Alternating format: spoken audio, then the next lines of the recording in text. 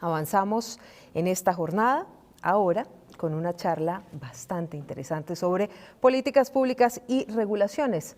Lo que queremos a esta hora es poder entender mucho más sobre las implicaciones legales y la normatividad en temas de inclusión financiera. Por eso es un gusto saludar a esta hora a César Ferrari, Superintendente Financiero de Colombia, una charla que por supuesto va a moderar Ricardo Ospina, director del servicio informativo de Blue Radio. Nos pueden seguir a través de bluradio.com, caracoltv.com, en YouTube, Blue Radio y el canal de Caracol TV en Facebook. Recuerden, esta es una iniciativa de Caracol Televisión, Blue Radio, Compensar INECI. Hola Silvia, muchas gracias.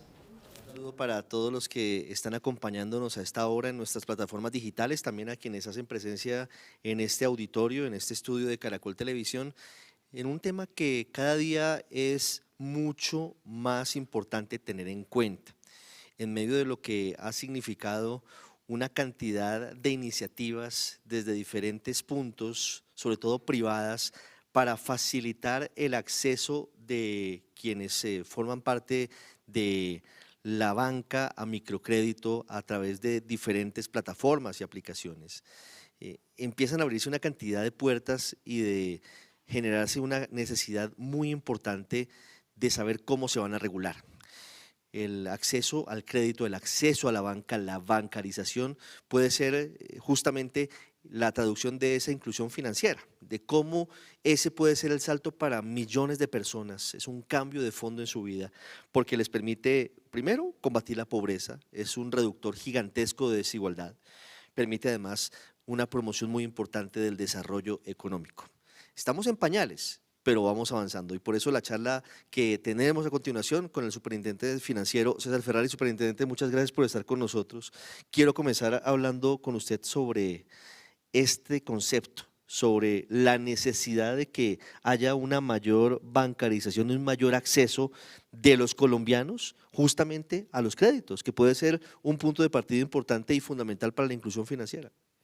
Buenos días, ¿cómo está? Muchas gracias por la invitación. Es un placer acompañarlos. Debemos partir un poco de conocer cuál es nuestra realidad financiera. Lamentablemente, los mercados financieros colombianos son poco profundos, son muy costosos y además poco inclusivos. Y tal vez la tercera característica es consecuencia de las anteriores. Mire, para darles una idea, el mercado de crédito en Colombia, o sea, la cantidad de créditos que se otorga a la economía en Colombia representa alrededor de 40 y tantos % del PIB. Eso empalidece enormemente si uno lo contrasta con economías que hace unos 50 años eran más atrasadas que la nuestra y que ahora son sumamente adelantadas. Hablo de Corea, hablo de la propia China, de Singapur. Miren, ellos tienen mercados de créditos que representan más o menos 200 o 300% del PIB. Quiere decir que el nuestro es muy chiquito. Entonces, como hay poco crédito, usualmente uno esperaría que los precios sean muy altos. Y efectivamente eso lo podemos mirar solamente cuánto pagamos en nuestras tarjetas de crédito, cuál es el costo de cualquier crédito promedio, y eso comparado con los intermediarios son muy altos. Y la tercera consecuencia es que como consecuencia de poco crédito, de crédito muy alto, con costos muy altos, pues acabamos teniendo muy poca inclusión financiera. Entonces, si queremos lograr amplia inclusión financiera, necesitamos resolver los otros dos puntos más importantes. ¿Y cómo se pueden resolver? Porque ese indicador es bastante diciente, que Colombia o los bancos de Colombia apenas entreguen créditos por 44%, cerca del 44% del PIB, frente a países que están desarrollados o que van en vías mucho más avanzadas de desarrollo, que invierten 5 o 6 veces más en créditos. Nos muestra que ahí existe una brecha gigante. Entre menos recursos hay para crédito, las tasas son más altas y aquí el crédito es bastante costoso. ¿Qué se puede hacer para que los bancos puedan generar una mayor posibilidad de inclusión financiera a través del otorgamiento de créditos? Y si me permite ir un poquito más allá, de microcréditos, porque ahí en esa franja puede haber una beta muy importante de esos créditos. Mire, los microcréditos en Colombia representan 2.60% del total de los créditos a la economía. O sea que el tamaño de los créditos, de los microcréditos es muy pequeño. Pero yendo a su pregunta inicial, ¿qué estamos haciendo para lograr que los mercados de crédito sean mucho más profundos y menos costosos? Primero, tengo que decirlo claramente, esto no es fácil, no es sencillo, es muy complejo, muy complicado y toma tiempo. Estas cosas no se resuelven de un día para otro, sino eso sería pensar en pajaritos preñados, cosa que no existe. Así que lo vamos a hacer y lo estamos haciendo.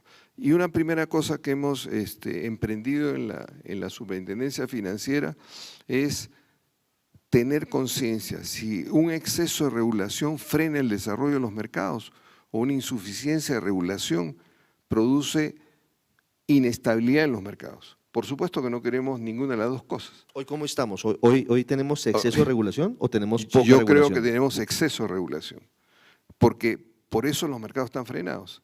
Y entonces hemos emprendido una depuración normativa total desde la circular básica jurídica, la circular básica contable y financiera, que nos permita encontrar ese punto medio, ni tan cerca que queme, ni tan lejos que no alumbre.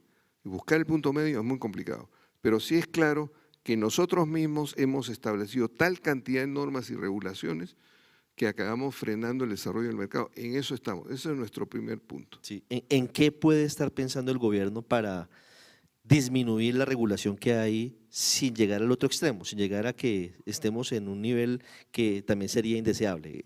¿Cuáles son los puntos hacia los que va el gobierno?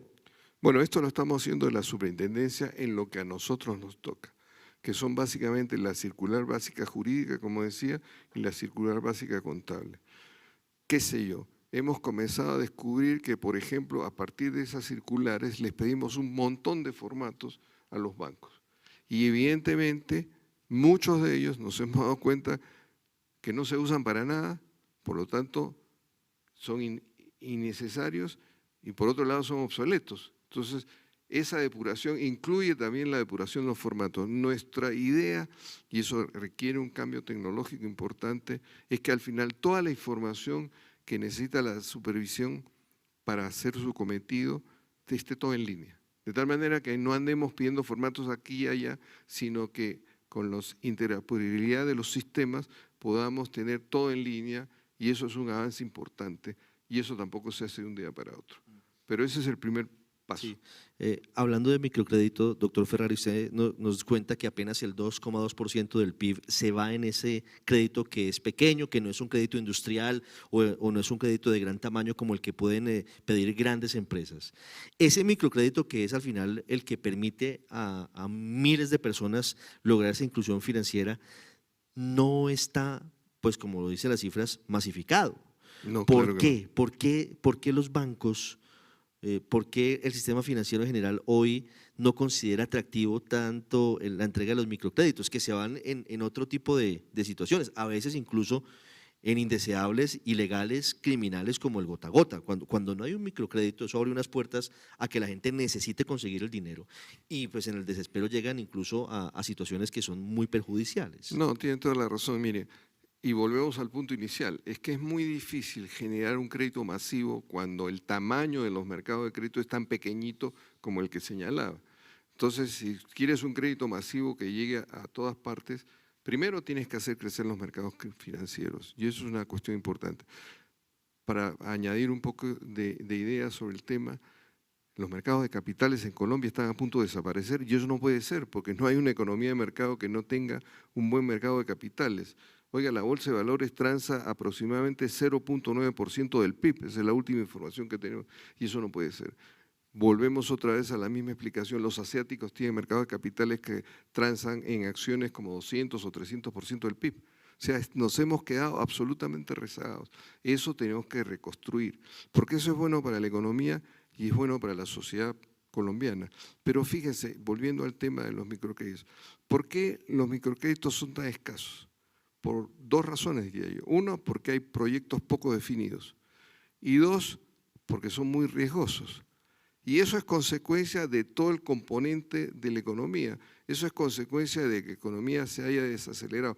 Pero estas cifras no son de ahora, son desde hace mucho tiempo, lo cual quiere decir que no es la desaceleración actual, que espero que a partir del segundo semestre comience a cambiar la tendencia, sino es consecuencia de lo que se ha hecho anteriormente, y vuelvo a lo que decía anteriormente, tenemos un mercado de crédito muy chiquito y de repente nosotros mismos hemos causado esa pequeñez del mercado al poner tantas normas, tantas regulaciones que impide y, como le decía, frena el desarrollo de los mercados. Entonces tenemos que andar resolviendo todas estas cosas simultáneamente y de una manera consciente y sensata de hacia dónde vamos. Sí. En el marco de la economía popular, que es otro de los grandes ejes que plantea el gobierno del presidente Petro, es muy importante todo de lo que estamos hablando. ¿Cuál puede ser un entorno regulatorio propicio justamente para esto, para que haya una mayor inclusión financiera? Porque hablábamos ahora y hay ejemplos muy importantes de iniciativas como Nequi que generan innecesariamente una inclusión financiera, porque es una persona que a fuerza de utilizar la aplicación termina bancarizándose, el sistema sabe quién es, debe registrar sus datos y ese puede ser el punto de partida, la puerta de entrada al sistema financiero. Pero hablando de regulaciones, doctor Ferrari, ¿cómo se podría facilitar que ese acceso a esa inclusión financiera pudiera empezar una senda de crecimiento? Quiero volver al tema de Nequi o DaviPlata, que son dos pasarelas de pagos. Eso me parece un gran avance y eso es producto de la tecnología y que haya realmente bancos interesados en comenzar a desarrollar estos aspectos tecnológicos. Pronto vamos a tener a Nubank aquí, que es otro banco importante, fue un éxito en el Brasil y ahora su dueño quiere traerlo a Colombia también. Y eso es también importante, porque mire, necesitamos más competencia en la banca y uno de los atributos de la banca es eliminar de la competencia, es eliminar las barreras al ingreso de los agentes y los consumidores financieros a los diferentes mercados. Entonces, esa es otra tarea que también tenemos, ¿sí? O sea, tenemos que eliminar esas barreras de acceso, pero para eso necesitamos precios más transparentes, es decir, que cualquier persona sepa exactamente cuál es lo que paga uno, lo que paga el otro banco, lo que paga el otro banco en términos de depósitos o en términos de CDTs. Y por otro lado, tener muy claro cuáles son sus alternativas de crédito si es que la tiene. Ahora, repito, tal vez no las tiene porque su ingreso es muy pequeño y entonces como su ingreso es muy pequeño no le permiten entrar a los sistemas financieros. Y eso porque las carteras de crédito son muy chiquitas y eso tiene que ver con la poca profundidad de la cual estaba hablando. Si, en economía nosotros hablamos de equilibrio general. Uno no puede mirar solo una partecita del sistema. Tiene que mirar todo el sistema para tratar de corregirlo poco a poco. Y eso es lo que estamos tratando de hacer. Sí. Yo quiero preguntarle por la cobertura, quiero preguntarle por la tecnología, porque como usted nos dice, no se puede mirar solamente una parte de la foto, hay que mirarla completa. Y aquí hay muchas variables que hacen que no sea tan fácil lograr la inclusión financiera, que repito, al final lo que logra es una posibilidad para que las personas logren mejorar su nivel de vida, logren salir de la pobreza o empezar una senda que les permita salir de la pobreza. Todavía hay dificultades grandes en algunas partes del país, por ejemplo, en materia de conectividad, por un lado, hablando de tecnología, hablando de bien el 5G, pero será por ahora marginal, luego se ampliará su cobertura, pero aún hay grandes dificultades y esa es una realidad. La otra es que la red de las entidades financieras tampoco abarca todo el país, no está en cada pueblo de Colombia, a no ser que sea, por ejemplo, el Banco Agrario que tiene sucursales en casi toda Colombia y algún otro banco, quizás Bancolombia tiene una cobertura amplia. En ese escenario, ¿qué se puede hacer? Yo entiendo que no es solamente un asunto de la superintendencia financiera, pero ¿cómo se puede ampliar esa inclusión financiera teniendo en cuenta esos retos? Al final esas son dificultades que hay que superar. Claro que sí. Bueno, el primer punto, siguiendo un poco la secuencia de lo que hablabas, es que necesitamos generar conectividad en todo el país. Hasta ahora tenemos una conectividad muy baja, alrededor del 60%, esperamos llegar al 85% y es un buen número. Eso es fundamental para, entre otras cosas, propiciar el desarrollo digital de la banca, cosa que ya estamos viendo. Hasta ahora Nequi y DaviPlata son básicamente pasarelas de pago, o sea que uno lo utiliza para pagar, para hacer transacciones. Hace unos pocos años se habló de que había una gran bancarización de las personas de menores ingresos porque se había inscrito en el banco, y se había inscrito en el banco por una razón fundamental, porque era a través de ellos que el gobierno daba los subsidios, el gobierno de la época daba los subsidios, y entonces acabamos supuestamente con una bancarización, pero el señor recibía el aviso de que tenía el subsidio y al día siguiente sacaba la plata del subsidio y no volvía al banco hasta Eso era el una próximo burbuja, subsidio. al final no era, Eso no era una no era tan bancarización. real. No, eso no era bancarización. Eso era nuevamente utilizar el banco como una caja de zapatos donde pongo mi platita y cuando la necesito voy y la saco. Entonces necesitamos una bancarización que realmente permita hacer todo tipo de operaciones bancarias, ¿sí?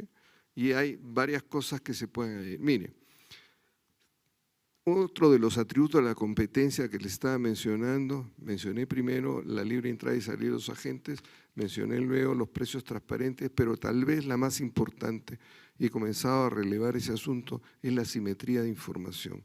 Y eso está planteado su solución a partir de un artículo del Plan Nacional de Desarrollo que permite que los datos sean abiertos. ¿Qué quiere decir que los datos sean abiertos? Que el banco A conozca la información de los clientes que están en el banco B, que el banco B conozca la información de los clientes que están en el banco C. Mejor dicho, todo el mundo tenga la información de todo el mundo. Eso genera competencia, porque si el banco A sabe que un buen cliente está en el banco B, pues lo tratará de traer. Hoy esa información es privada, hoy no se Esa información no permite que haya bancos que conozcan cuáles son las tasas que maneja su competencia. Bueno, al las tasas son periódico los públicas. mira, Sí. pero digamos que conozca al cliente mismo no está previsto actualmente, no se da esa posibilidad. Se tiene que dar cuando exista realmente open data, o sea, datos abiertos de tal manera que la banca tenga información de todos los consumidores financieros. Pero ahí hay otra contrapartida que tenemos que construir también, que los consumidores conozcan también todas las alternativas que tiene ante la banca para que genere una operación simétrica por ambos lados. Le voy a preguntar por algo que me surge de lo que me está contando, y es una arista que es fundamental y de la que hablaba Juanita hace un rato con los panelistas anteriores. La educación financiera es fundamental. Claro que sí, pero eso tampoco se construye de un día para otro. No. Nosotros emprendimos un esfuerzo para construir un plan nacional de desarrollo financiero, que sea de comunicación y conocimiento de todo el mundo, un plan nacional de educación financiera, perdón. Y hablamos con Asobancaria, y al final ellos tienen la plata porque por un mandato de la ley los bancos tienen que dedicar ese recurso a generar educación financiera, y eso existe desde hace varios años. Pero realmente no ha tenido resultados importantes, y por eso no hay una educación financiera. Entonces se necesitaba, y eso fue lo que les planteamos a Asobancaria, oiga, ustedes tienen la plata, los bancos tienen la plata, hagamos un plan nacional de desarrollo financiero, que por si acaso Edna Bonilla, la antigua secretaria de Educación, está a cargo de ese plan nacional de desarrollo de educación financiera. Y entonces hagamos una cosa grande, consistente, que permita llegar a todo el mundo. Hemos hablado con el Ministerio de Educación para que esto también se esté en el sílabus de los colegios, para que todo el mundo conozca. Mira, mi hija es universitaria, está en la Javeriana y está haciendo ingeniería de sistemas. Chévere, yo estoy muy contento por eso, pero a veces me pregunta cosas, ¿cómo abro un CDT? No tiene la menor idea. Ella pinta, y pinta muy bien, y tiene varios cuadros y se los han comprado, y tiene algunas platitas. Entonces quiere ponerlo a rendir. Y entonces le digo, ¿qué cosa es lo más fácil? Digo, cómprate un CDT. Pero ¿cómo se compra un CDT? Una universitaria a estas alturas no tiene ese conocimiento porque nadie le ha dicho nada, nadie le ha informado y el papá ha sido poco acucioso y tampoco le ha informado. No, pero imagínese si su hija no lo conoce, pues es sintomático, ¿no? Pero seguramente aprende al lado suyo muy rápidamente cómo invertir. Pero fíjese que es sintomático. No solamente ocurre entre la población que no está incluida en el sistema financiero, sino que incluso quienes en teoría hacemos uso diario del sistema financiero tenemos muchos vacíos y es un tema de fondo que con ese plan de educación financiera se puede solventar, que es fundamental para que la gente sepa cómo invertir su plata.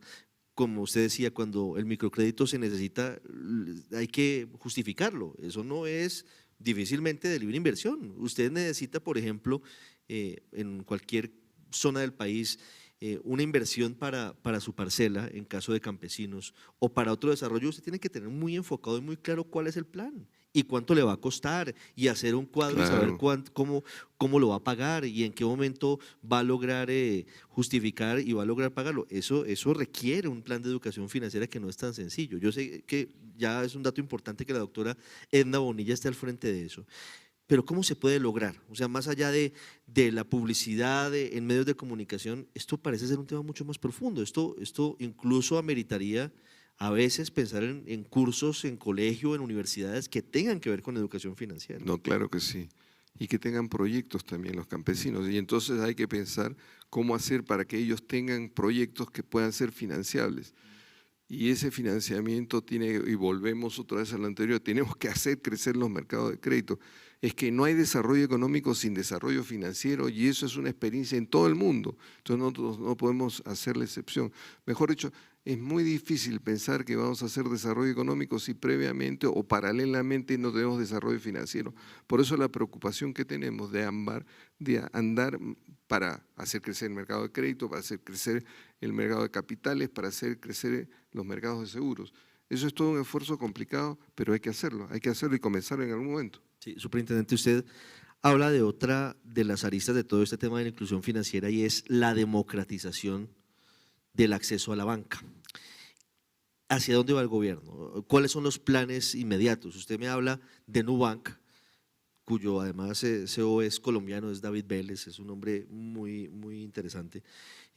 Pero justamente esa es la senda, podría abrirse el camino para que más bancos entren a Colombia, más entidades financieras puedan entrar al mercado colombiano en los próximos meses, en los próximos años, para que haya mayor competencia y haya eventualmente incluso mejores condiciones para quienes soliciten créditos. Claro que sí.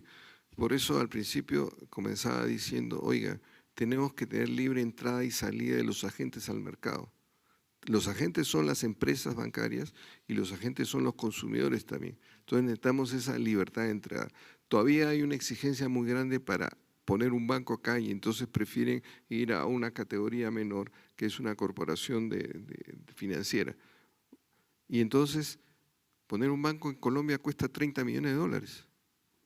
En Panamá cuesta 10 millones de dólares. ¿Y esos 30 millones de dólares son para el Estado? Claro, decir, es una licencia. Ese es el CASE, esa es la licencia que se Esa paga. es la licencia que otorga el Estado a través, en este caso, de la Superintendencia Financiera, y quien quiera abrir un banco tiene que depositar esa plata. Por eso usted no ve muchos bancos, sino lo que ve son bancos que compran bancos y así sucesivamente. O sea, yo comencé cuando llegué a Colombia hace más de 25 años y llegué como profesor de la Javeriana, me abrieron una cuenta en el Banco Santander. Pues el Banco Santander ya no existe, ha vuelto después una cosa más chiquita, lo compró Corbanca y luego lo compró Itaú. O sea, los bancos compran bancos porque les resulta más barato que poner un banco de cero y generar otra institución financiera. Pero queremos dos cosas, o sea, que haya libre entrada y salida y que haya competencia. Y para la competencia son estos tres atributos que mencionaba. O sea, queremos ver muchos bancos y queremos ver que los bancos compitan entre ellos. Esa es la manera de hacer desarrollo bancario en particular y desarrollo financiero en general. Sí. Me voy a un tema que sé que leyendo algunas entrevistas que usted ha dado, doctor Ferrari, no le gusta mucho que sea analizado desde la superintendencia financiera, pero que ahora, escuchando a la representante de la Consejería para la Transformación Digital, sé que además es una realidad y viene y es un tema que es importante saber cómo tratarlo desde el punto de vista regulatorio en torno a los criptoactivos. ¿Cómo se puede ver esa realidad que también está allí? Es de un segmento distinto, pero que está allí también y se hacen transacciones incluso sobre esa plataforma. Nosotros en la superintendencia elaboramos un proyecto de ley sobre criptoactivos hace ya algunos meses. Por supuesto, nosotros no tenemos iniciativa legislativa, esto tenemos que canalizarlo por Hacienda. Y entonces el Ministerio de Hacienda ya hizo las revisiones correspondientes, ya le añadió algunas cosas y ahora está en el plan de difundir ese proyecto de ley. Y claro, lo que nosotros dijimos claramente ahí es que nosotros no tenemos capacidad de controlar los criptoactivos, pero sí podemos controlar las plataformas que transan y ofrecen estos criptoactivos, las plataformas locales, para que haya más transparencia, para que haya una mayor garantía, para que se ofrezca realmente lo que se anuncia, lo que se publicita. Y eso es básicamente lo que consiste este proyecto de ley. Repito, nosotros no podemos no podemos controlar la emisión de criptoactivos que se hace en cualquier parte del mundo, es un garaje o un gran edificio, pero sí podemos controlar las plataformas que transan con estos criptoactivos que están domiciliadas en Colombia. Y eso es lo que trata ese proyecto de ley. Pues estaremos muy pendientes de ese proyecto, señor superintendente. Volviendo a todo lo que significa este gran edificio de la inclusión financiera, ¿cuál es la visión del gobierno del presidente Gustavo Petro terminando el mandato frente a ese aspecto? Usted ya nos ha contado pues, el estado de cosas y nos ha contado cuáles son las líneas en las cuales se está trabajando. Al terminar el periodo del presidente Petro, el 7 de agosto del 26, ¿qué espera tener el gobierno avanzado en materia de inclusión financiera? Mire, hay unas cosas que quisiera contarle en relación a este tema. Por supuesto, lo que queremos es que haya más desarrollo financiero, mercados más profundos, mercados menos costosos, mercados más incluyentes. Esa es un poco la meta a la cual hay que llegar. Creo que Colombia tiene que llegar a esta meta a partir de un desarrollo financiero sostenido. Porque, repito, sin desarrollo financiero no hay desarrollo económico. Pero eso implica que nosotros debamos construir eso. Y construir eso significa la depuración normativa que estamos haciendo, significa liberar la profusión de formatos que tenemos para recabar información.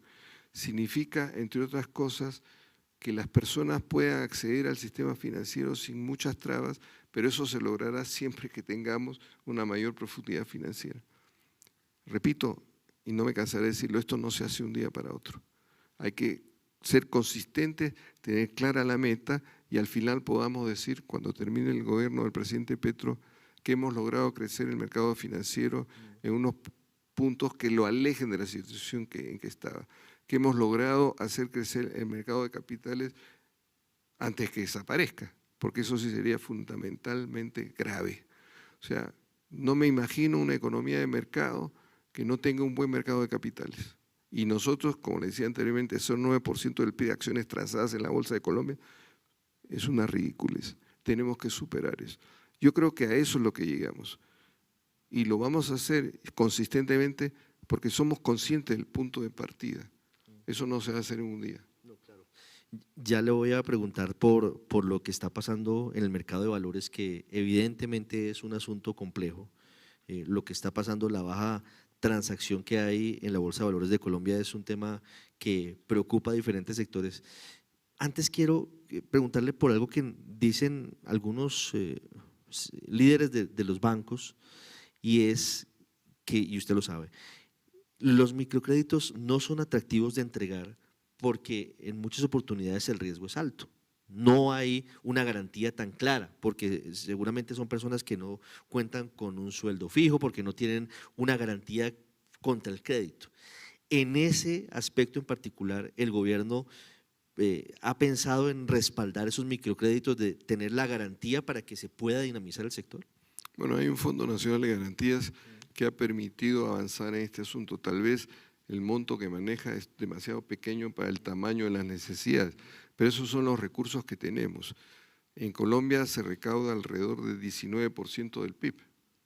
En los países de la OCDE, de la cual somos miembros, el promedio por país es alrededor del 33% del PIB.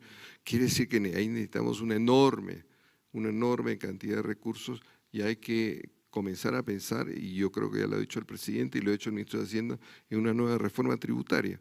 Una nueva reforma tributaria que permita recaudar más para que nos podamos acercar a los países de la OCDE. Y una reforma tributaria que no descanse ni en las clases medias ni en las clases populares subiendo el IVA, por ejemplo, sino descanse en las personas que tienen más ingresos y más patrimonio, como es en cualquier parte del mundo.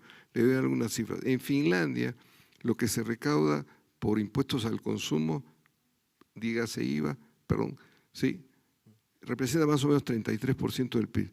Las empresas representan alrededor del 6% del PIB y las personas naturales 25% del PIB.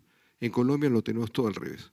En Colombia las personas naturales contribuyen con el 6%, las empresas con el 33% y el consumo con el 45%. Ese no es el sentido razonable de las cosas. Y una reforma tributaria tendría que considerar estos aspectos, porque necesitamos también empresas que sean muy competitivas para que puedan vender en los mercados, porque hay algo que no podemos olvidar. Si no venden en los mercados, pues no producen, porque nadie produce para no vender.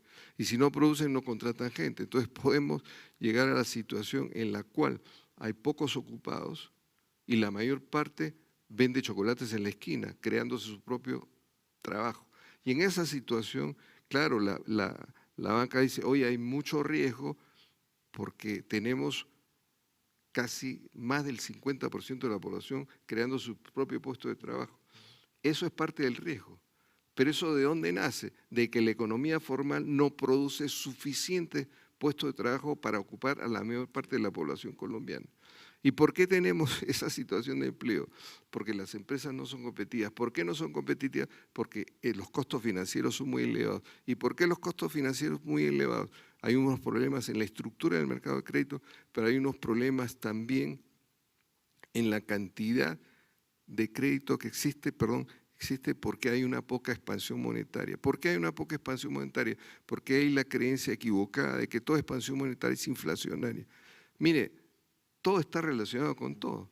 Y acabamos en una situación donde no tenemos empleo para todos, donde el crédito no alcanza para todos, y eso tiene otra razón. Financiamos mucho consumo y poca inversión productiva o poca inversión en general. ¿Y por qué consumimos? ¿Por qué tenemos tan poco ahorro? Porque consumimos demasiado. ¿Por qué consumimos demasiado? Porque la tendencia ha sido crecer a la economía a partir del consumo. Cuando la tendencia debería ser, el sentido lógico de las cosas, debería ser que tenemos gran ahorro para hacer gran inversión que permita expansión de capital, mayor producción y mayor oferta en los mercados.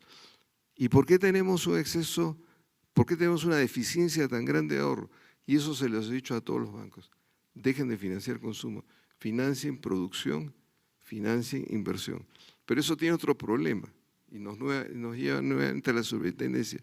Oiga, es que no tenemos cómo medir que está bajando uno y subiendo el otro, porque todo lo tenemos metido en una casilla que se llama crédito comercial. Y ahí está metido crédito de consumo y crédito de inversión. No están diferenciados, es decir, los bancos hoy no saben saben o han hecho el intento, qué es pero no crédito han de consumo y qué es Pero crédito lo de que inversión. pasa es que nosotros mismos de la superintendencia colocamos todo ese rubro de crédito comercial. Y ahí ahora estamos haciendo un esfuerzo, eso es otro de los tantos esfuerzos que estamos haciendo, para separar el crédito de consumo del crédito comercial y sepamos claramente que uno debe bajar para permitir más ahorro y el otro debe subir para permitir más crecimiento. Para explicarles, pues, seguramente lo entienden, pero eso querría decir que la idea del gobierno, doctor Ferrari, es que el crédito de consumo, la propuesta es que los bancos tengan una tasa más alta que el crédito de inversión. Eso es relativo, porque todo es relativo en la economía. Sí.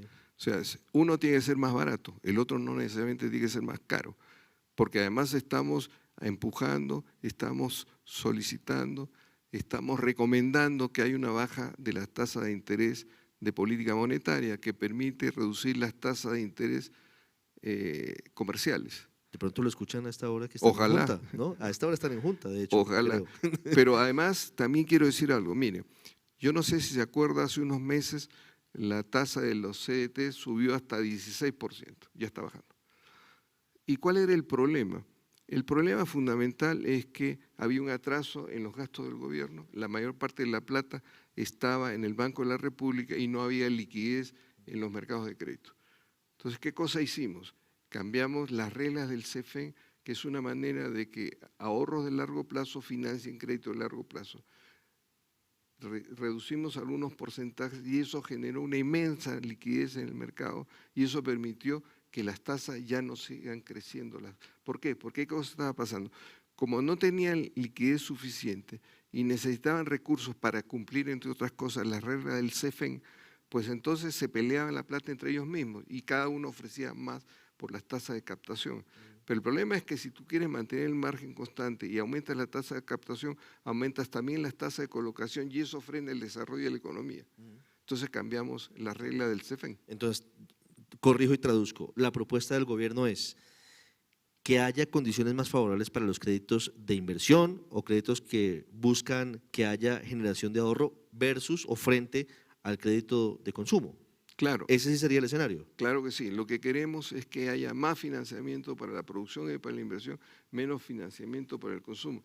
Y eso implica, por ejemplo, ponerle más provisiones a uno para que sus costos sean mayores y ponerle menos provisiones a los otros para que sus costos sean menores. En fin, es una batería de cosas sobre las cuales estamos trabajando y como puede ver, no estoy quieto ni un solo momento, porque ando en muchos frentes actuando al mismo tiempo. Sí, aquí me meto en un tema que tiene que ver con el origen de la discusión. Nos hemos movido a lo largo de estos minutos por muchos aspectos de la economía y esta es una clase maravillosa, doctor Ferrari. El trasfondo de todo esto es la inclusión financiera y usted ha sido insistente en decir, mire, no se puede llegar a una ampliación de los microcréditos, por ejemplo, no se puede dinamizar la banca en ese aspecto, no se puede destinar mayor cantidad de recursos si tenemos un mercado de valores que está estancado en muchos casos, que no tiene una inversión muy grande en otros. ¿Por qué está pasando eso en la Bolsa de Valores de Colombia? ¿Por qué el mercado de capitales colombiano ha llegado a representar solamente 0.9% del PIB? Irrelevante. Eso es ridículo. Y un poco más y desaparece. La verdad es que nosotros queremos construir una economía de mercado y una economía de mercado que le sirva a todo el mundo. Entonces no podemos hacer que la bolsa desaparezca. No podemos hacer que el mercado de capitales se extinga. Tenemos que recuperarlo. Ahora, para eso estamos haciendo muchas cosas. Hemos hecho mesas de trabajo con todo el mundo que tenga algo que decir con los emisores, con los compradores de emisiones, investigando por qué razón hay poca emisión. Las empresas dicen que no invierten porque no ven la posibilidad de obtener ganancias, de obtener réditos. Pareciera que los títulos no se negocian o no hay apetito en el mercado por sus títulos. O sea, las empresas no emiten acciones Así es. y tampoco bonos. Uno les pregunta, bueno, pero ¿por qué no emiten bonos? Claro, las acciones pueden perder ustedes controles de la empresa, pero los bonos no, porque los bonos dan derecho a un rendimiento, pero no dan derecho a gestión. Tampoco hay emisión de bonos. Tal vez eso está un poco más desarrollado que el 0.9 que hablaba, pero tampoco hay emisión de bonos. Y uno le pregunta, ¿por qué hay poca emisión de bonos? Bueno, porque hay poco ahorro en la economía. Entonces, si tú tienes un ahorro poco que se traduce en un ingreso pequeño o un ingreso pequeño que se traduce en un ahorro pequeño, pues entonces, y tienes que satisfacer necesidades de consumo, ¿de dónde te queda plata para comprar acciones en los mercados o bonos en los mercados? No hay una cultura en Colombia de compra de acciones. Es que no es un problema, había una cultura. Yo entiendo que aquí el abuelo le regalaba al nieto el día de su onomástico, de su cumpleaños, le regalaba unas acciones. Eso se perdió en los 70, en los 80 seguramente, pero sí existía. Eso se perdió con la apertura de la economía, lo cual no quiere decir que no debió haber apertura, pero lo que pasa es que aperturamos los mercados de bienes, pero no logramos mejorar la eficiencia en los mercados de servicios. Entonces, la insuficiencia en los mercados de servicios, las deficiencias en el mercado de servicios se trasladaron a los mercados de bienes y en los mercados de bienes, sin la protección arancelaria que tenían, se quedaron en el peor de los mundos y por eso declinó tanto el sector transable de la economía, salvo en los casos de nichos como pueden ser los hidrocarburos y el carbón.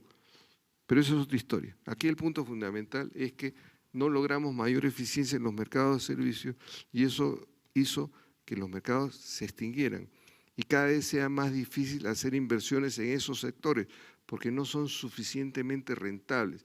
Necesitamos que las empresas sean rentables para que puedan vender en los mercados.